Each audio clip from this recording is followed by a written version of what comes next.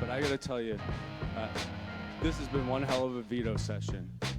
It's been an expensive couple days for taxpayers here, with initiatives to increase insurance rates, energy prices, and now a massive sales tax increase throughout the RTA, including an increase on groceries for communities that did not reinstate their own grocery tax after we eliminated it, a $1 billion tax increase for the tollway, and a betrayal of trust for people that wanted to work together in a bipartisan way to do something good for investing in infrastructure.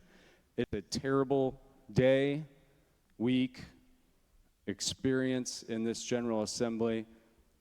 I can't express enough my disappointment in the way that this has been handled, the way this body conducts itself, the way this chamber is operated.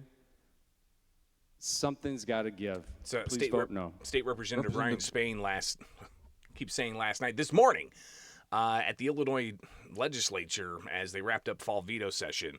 And that was at about 2 o'clock, but that wasn't as late as they went. They went until about 4:30 in the Illinois Senate, passing some pretty substantial legislation, and it is Illinois in Focus Daily. Please pardon me, I'm running on very, very little sleep. I even bypassed the coffee because I think I'm going to have to get a nap in at some points later on after I get the rest of the news day humming here. So greatly appreciate you being here. It is Illinois in Focus Daily. Tons to tackle last night. Energy legislation passed. The transit bill, funding bill passed. You've got the legislation enhancing the state's migrant sanctuary policies passing. A lot of passionate debates, but long hours. And just to give you another example of how this morning went, this was about 4 o'clock this morning. Steve McClure, Republican state senator, debating about the transit bill. He says that this is just another issue that Illinoisans are going to wake up and find out about, and they're going to be frustrated and upset because it's getting more and more expensive to live in the state of Illinois. Afford to live in this state anymore. All these tax increases that are happening last night, this morning, are absolutely insane, and I don't think that the average person is going to be able to keep up tomorrow or later this morning when they read news stories. We're talking about tolls, we're talking about potential increases elsewhere in energy and otherwise. Our state is losing population, and our state, in comparison to our neighbors, is a state that is taxed out of control. So obviously the taxation issues very crucial when it comes to how exactly the state's going to operate with funding and taxes and economic activity and even energy costs. So those are just, of course, State Representative Ryan Spain, State Senator Steve McClure, some of the final speeches made on some consequential legislation in each chamber. And if you've followed this program enough, you kind of, understand the shell bill game that there is and how last minute they take a bill, they gut it, they replace it, and then it can get over to the other chamber rapidly. Some of that happened throughout this week. But, let's get into the energy policies. They obviously were debating the energy issues for months and months and months, and it came out last night that they're moving forward with the energy omnibus bill. Had multiple amendments, hours and hours of discussion. The measure, it puts more reliance on renewable energies, including battery storage. And Republicans said this is going to be an $8 billion hit to ratepayers in Illinois because of the reliance and the subsidies for battery storage. Here is State Senator Steve Stottleman. He sponsored the measure in the Illinois Senate last night. As I mentioned at the beginning, that item will be immediately offset because that's the same date that the battery storage providers will start providing extra capacity, providing power to the grid, and that will offset that cost. And as I've said numerous times before, the dividends will continue to pay down the road. There will be billions of dollars of savings by the additional generation caused by the battery storage because they're very effective at dealing with those peak demands. And customers will see more capacity and lower bills in the years ahead because of how this is structured. So you've got Stottleman supporting the measure, saying that this is going to be great for Illinois energy. Republicans weren't too happy about it. You have State Senator Terry Bryant saying that this is going to be an $8 billion hit to ratepayers. The bill is an $8 billion rate increase. It asks Illinois families to foot the bill for the state's latest energy experiment, and the result will be higher electric bills, fewer reliable power sources, and more special treatment for the politically connected. And she also went in to discuss how you've got the renewable energy industry pushing for this, and they're going to get a lot of carve-outs. They're going to get a lot of subsidization. And Republicans have pushed back, saying that if energy is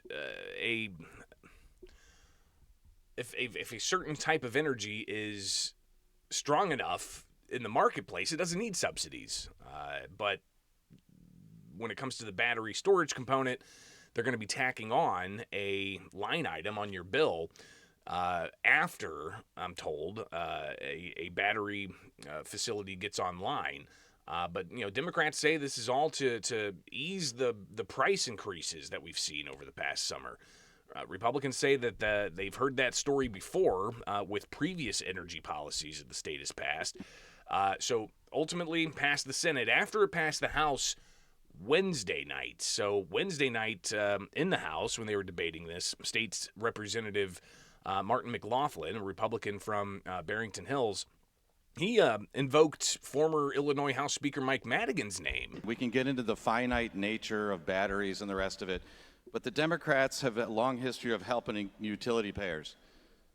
Former Speaker Mike Madigan, that I had a brief period of working with, about 26 days, and a former head of a major power company and the number 2 nationally are both in prison for helping utility payers in the state of Illinois. Then we have CEJA a few years ago. We got within 24 hours of shutting down 2 nuclear plants.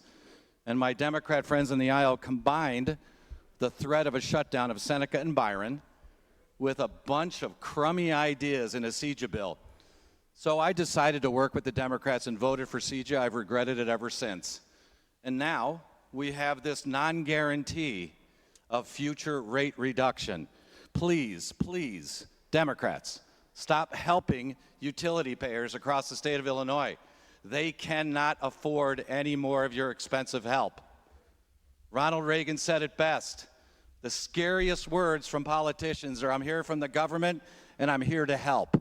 Utility payers in Illinois cannot afford your well-intentioned, bad, expensive ideas. And McLaughlin, of course, raising the issue during the energy bill debate.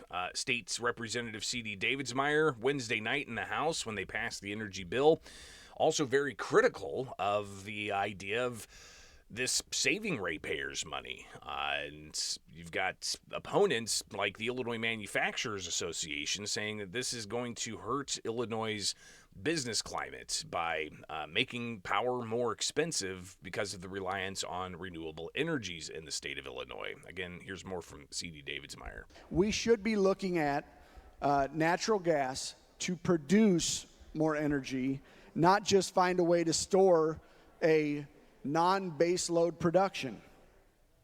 The reality is we've passed FEJA, which increased rates. We've passed CEJA, which increased rates.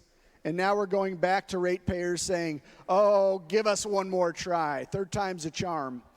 Let us pass this, and it'll lower your rates. The reality is that none of this will be online for at least 5 years. So energy prices are going to continue to rise because of FEJA and CEJA. They're going to continue to rise. So you've got Davidsmeyer pointing out that indeed the savings aren't going to be immediate, if there's going to be any savings at all, as energy prices continue to rise. And you heard about natural gas. Keep in mind, Illinois is on track to close coal-fired power plants and natural gas-powered plants by 2035 and 2040, I believe. And with that benchmark of, hey, we're going to close this year. Who's going to invest in those to keep them going? They're probably going to close earlier as the state's focus on decarbonization is enshrined in Illinois law. But this just further enshrines that. And I want to go back to the Senate because earlier this morning, State Senator Chapin Rose, he was very passionate, and he said that ratepayers and taxpayers across the state of Illinois, he told Democrats they don't believe them anymore. Because one bill, they said it was going to lower rates, didn't. Second bill said it was going to lower rates, didn't. Third bill, here we are. It was approved early this morning in both chambers. Here's Senator Rose. Under your guys' leadership, every time you say, oh, power bills are going to come down, we're doing this because we care about the little guy. We care about the consumer. It's going to be okay. We're doing this to get tough on those evil energy companies. Green's good, and we're going to lower your power bills. Well, you know what? Nobody believes you. Nobody believes you. Here's the other good one. It's not even about the price of power anymore. It's all the add-ons.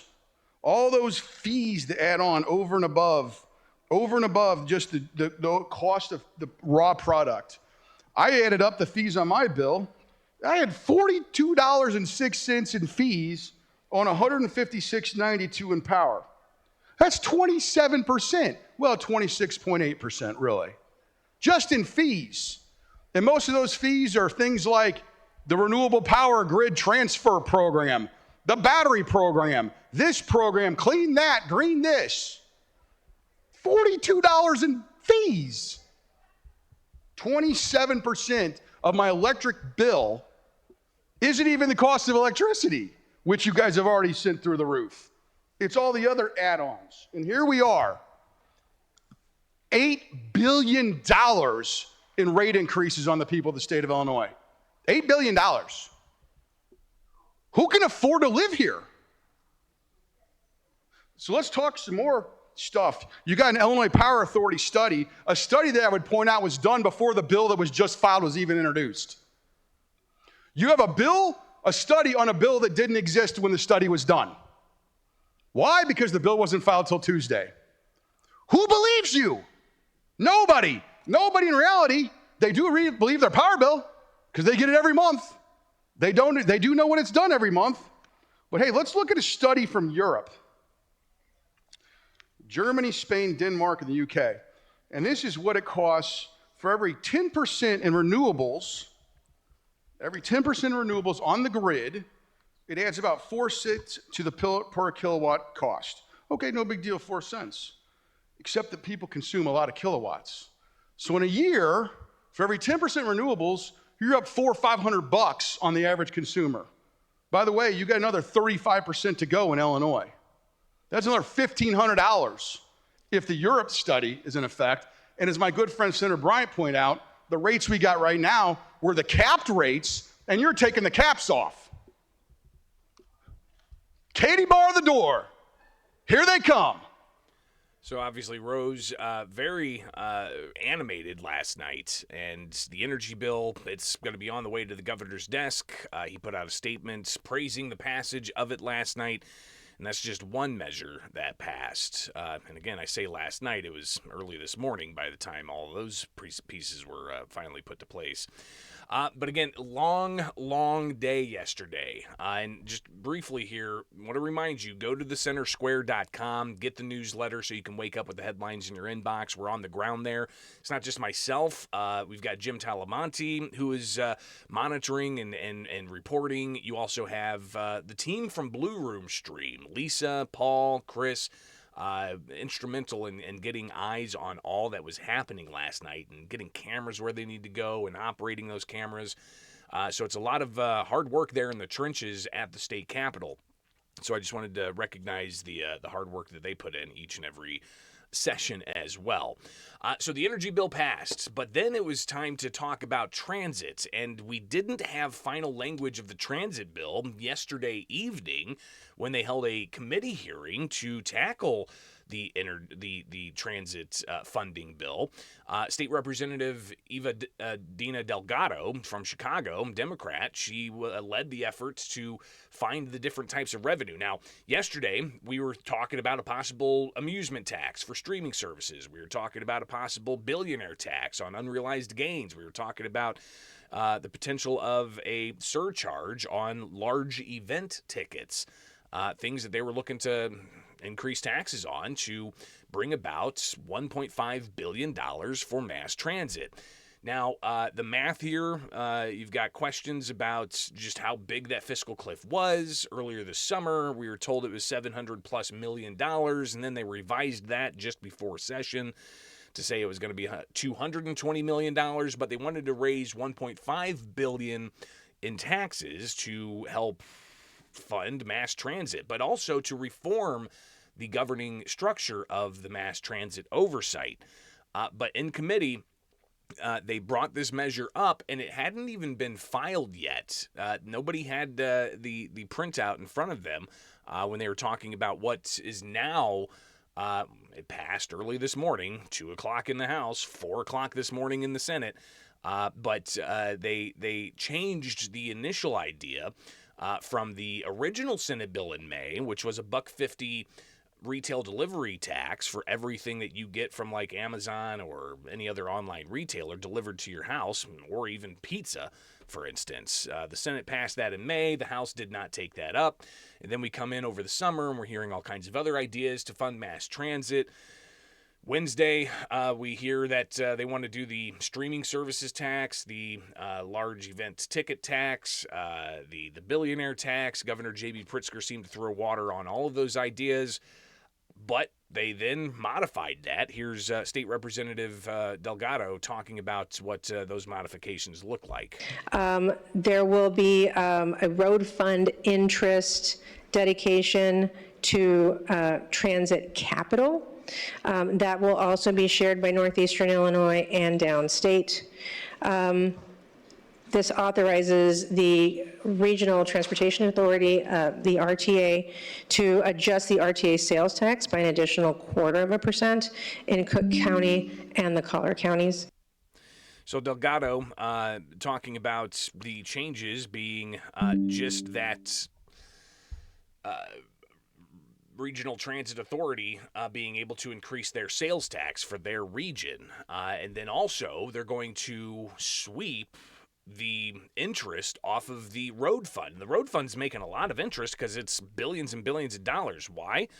Because they doubled the state's gas tax back in 2019, and all of that's going into the road fund, and they've got a ton of money sitting in that fund, so it's accumulating a lot of interest. So they're going to sweep some of that interest and put it towards transit. You had Sean Stott with the laborers. He opposed the idea of sweeping those funds because laborers fought to get that tax increase in 2019 to continue infrastructure funding and jobs and updates to the state's infrastructure. Stott opposed this measure in committee. Or we're telling our folks at the Department of Transportation not to spend the money that is there in order to meet this budgetary item. That is further compounded by the fact that we are taking away $600 and what would be $890 million that would otherwise go into the road fund. $600+ million, which today is part of the very reason we have such a robust road fund balance. Now, the idea of how much money they're taking out of the road fund is a lot of people upset, especially in downstate. In the Senate last night when they were looking to pass this, they had all kinds of questions about just how much of downstate money was going to the Chicagoland area. State Representative Dan Ugasti, he talked about the idea of taxation because that wasn't the only measure they passed yesterday dealing with taxation. They also passed the decoupling from federal tax code. And Ugasti said, if you do that, if you take away the state of Illinois' tax code to not reflect what the federal tax code is. It's going to hurt manufacturers. It's going to hurt big businesses and small businesses who are looking to get certain types of tax benefits from, say, losses or depreciation, for instance. And these things are going to make Illinois less competitive, he said. We're putting our businesses at a competitive disadvantage again by decoupling. While every other state that is still coupled to the federal tax law is going to see a savings for their business because the federal taxes have been lowered, with us raising them again, which is essentially a tax increase, to the level we were previously at when the federal government's lowered them for everyone else competing with us in every other state. We have now again put our businesses, or any business that wants to be here, at a competitive disadvantage because the manufacturers, the businesses in the other state will be able to do it cheaper. Now, earlier in the day, the governor held a news conference focused on immigration enforcement, and we'll touch on that here in a moment. But I asked him about decoupling and how it does not make Illinois less competitive. And he gave an interesting answer here yesterday during the news conference in his office. Well, look, remember that the purpose ultimately is to make sure that we can pay the bills in the state of Illinois and not be hampered by Donald Trump and the big ugly bill. And having a better healthcare system than other states, having a better road system than other states, having better services available to families, whether it's early childhood programs or paying for our schools. Those are all things that are very attractive to business and very attractive to families. And so we're proud of the fact that we will maintain as best we can the very high quality services that we provide for working families, and think that that makes us more competitive than not decoupling. So the governor saying that by keeping funding levels where they are, and maybe even increasing funding levels, it's going to make the states more attractive to businesses and families because they're going to have better services, better taxpayer-funded services. Keep in mind, Governor Pritzker has increased spending in the state of Illinois 40+%, $16 billion since he's come into office in 2019. And when Donald Trump got reelected for a second non-consecutive term, he extended, with Republican-controlled Congress, tax cuts he passed back in 2017. And the extension of those tax breaks for small businesses and large businesses and families and working people, that led to the possibility that Illinois could miss out on hundreds of millions of dollars. So the idea is you decouple Illinois' tax code from the federal tax code so that Illinois can still collect some of those dollars. Instead, you've got now the legislature approving that decoupling, so those tax dollars are going to still come from Illinois businesses, despite Indiana coupling with the federal tax code, and that's going to make it in Indiana more competitive. But the governor says the real competition is the quality of tax-funded services that he's wanting to ensure are there for families, for schools, for education, for infrastructure, for healthcare, for instance. So the decoupling bill passed, but some other things that passed as well, some measures impacting ICE enforcement. And one measure that passed yesterday out of both chambers, it's essentially will allow for hospitals, actually requires hospitals and daycares and colleges to have policies and procedures about law enforcement on the ground. We'll touch on that in a moment, but yesterday, the governor held a news conference blasting the Trump administration and the Department of Homeland Security and urging them to suspend immigration enforcement during Halloween. Our Chicagoland neighborhoods are being bombarded with tear gas, invaded by unidentified masked men in unmarked vehicles, thugs who are intimidating workers and children and grandparents, most of whom are black or brown.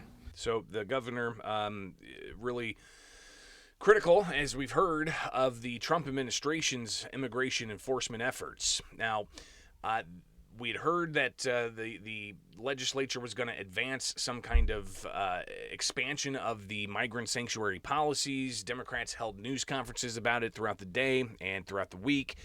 And I'd asked Democrats about the concern they may have if they enhance the state's migrant sanctuary policies. Isn't that just going to mean the Trump administration is going to double down, and you might see more of the chaos that they're worried about happening on the streets of Chicagoland? I asked that same question to the governor.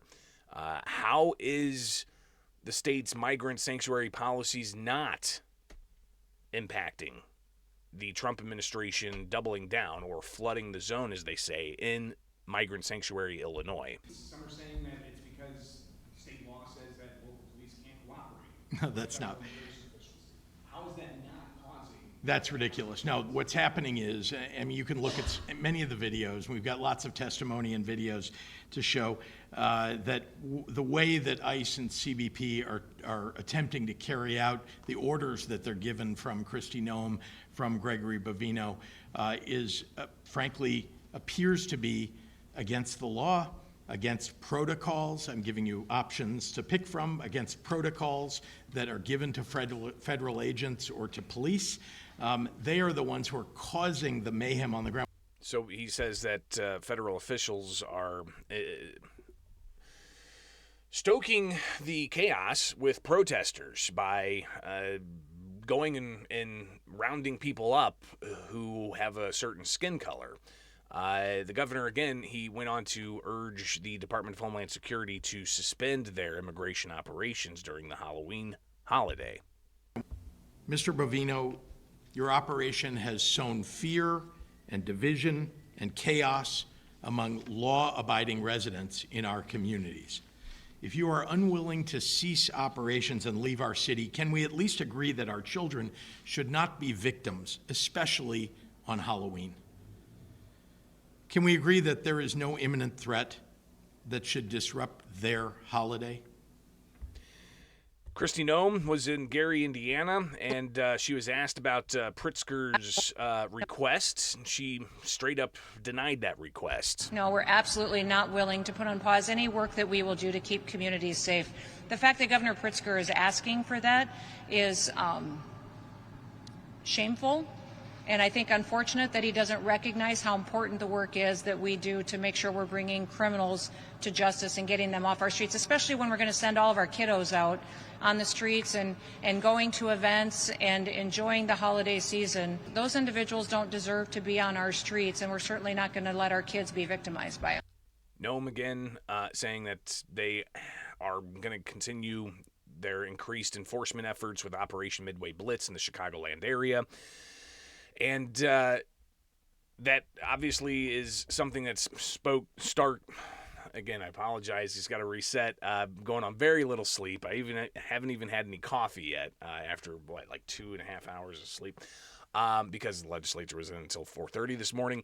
But Noem saying that they're going to continue their immigration enforcement efforts. They're going to also focus on the worst of the worst, and they're not going to suspend during the Halloween holiday.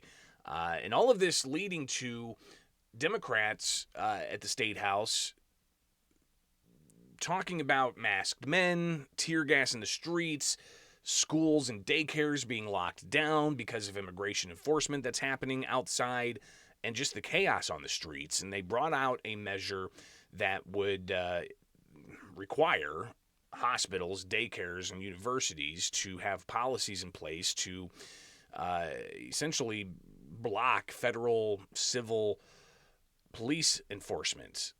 But there were a lot of questions about this bill that came out on the last day of session and was ultimately passed by both chambers. House Speaker Chris Welch was in front of a committee yesterday evening, and he spearheaded this effort with Senate President Don Harmon, and he talked about the measure that he wants to ultimately get into place last night during a committee hearing. This bill also protects higher education campuses and daycare centers.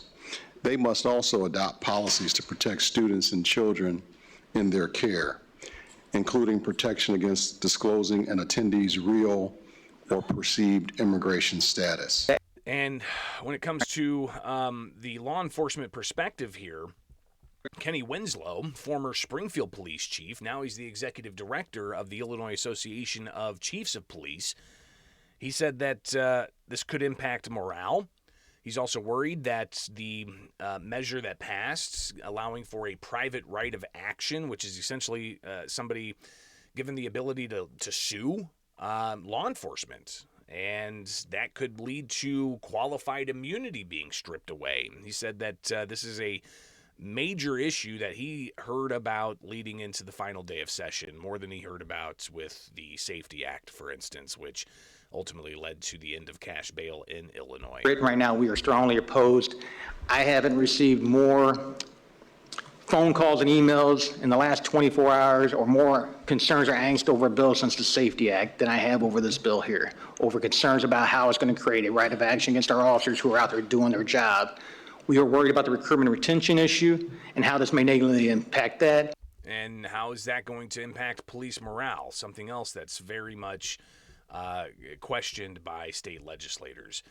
But again, late night sessions lead to interesting perspectives, like State Representative Brad Halbrook, who during debate on the mass transit bailout bill, he was trying to crunch numbers, and he's like, listen, it's really early in the morning, and the legislature has a tendency to do this time and time again. So, Leader, I'm trying to understand math here in Springfield, and what is really kind of bizarre to me, but is becoming a reality more and more every day, is that we do hard math with really, really big numbers after midnight, it seems like, or just before midnight on the last day of the May session.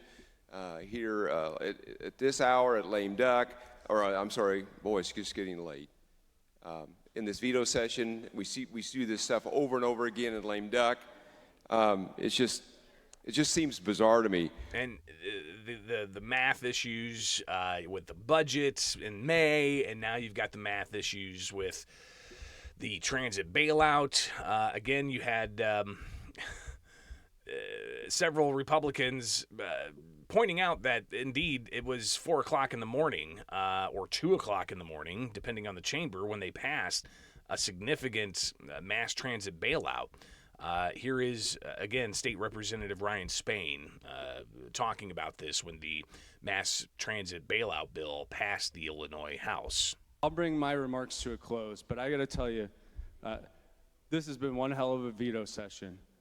It's been an expensive couple days for taxpayers here, with initiatives to increase insurance rates, energy prices, and now a massive sales tax increase throughout the RTA, including an increase on groceries for communities that did not reinstate their own grocery tax after we eliminated it, $1 billion tax increase for the tollway,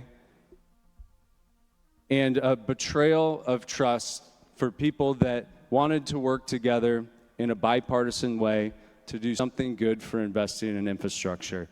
It's a terrible day, week, experience in this General Assembly. I can't express enough my disappointment in the way that this has been handled, the way this body conducts itself, the way this chamber is operated. Something's got to give. Please vote no. Representative. Meanwhile, in the Senate, Senator Steve McClure talking about how it's just too expensive to live in Illinois. People can't afford to live in this state anymore. All these tax increases that are happening last night, this morning, are absolutely insane. And I don't think that the average person is going to be able to keep up tomorrow or later this morning when they read news stories. We're talking about tolls. We're talking about potential increases elsewhere in energy and otherwise. Our state is losing population, and our state, in comparison to our neighbors, is a state that is taxed out of control. That's your roundup. Monday, we'll do what we can to unpack some more of this, go into a little bit more detail. It's a lot to take in. Again, the team with the Center Square and Blue Room Stream covering all of this over the past 24 hours. Very little sleep had. Legislators, you could see, were nodding off at 2 and 3 in the morning. Meanwhile, I mean, throughout the day, I was able to go do a grocery run because nothing was going on at the Capitol during the day. It wasn't until 11 o'clock at night when things started getting rolling, and this is the ultimate outcome. Whew. It is Illinois in Focus Daily. I'm Greg Bishop. Wake up with us each and every weekday morning for the live program. Go to thecentersquare.com, get the headlines in your inbox with the newsletter, and also subscribe to us here on YouTube, because it's not just this program. You can get clips and highlights of debates, what's happening on the ground in Springfield, but also what's going on in Washington, D.C. and across the country. Go to thecentersquare.com. It is Illinois in Focus Daily.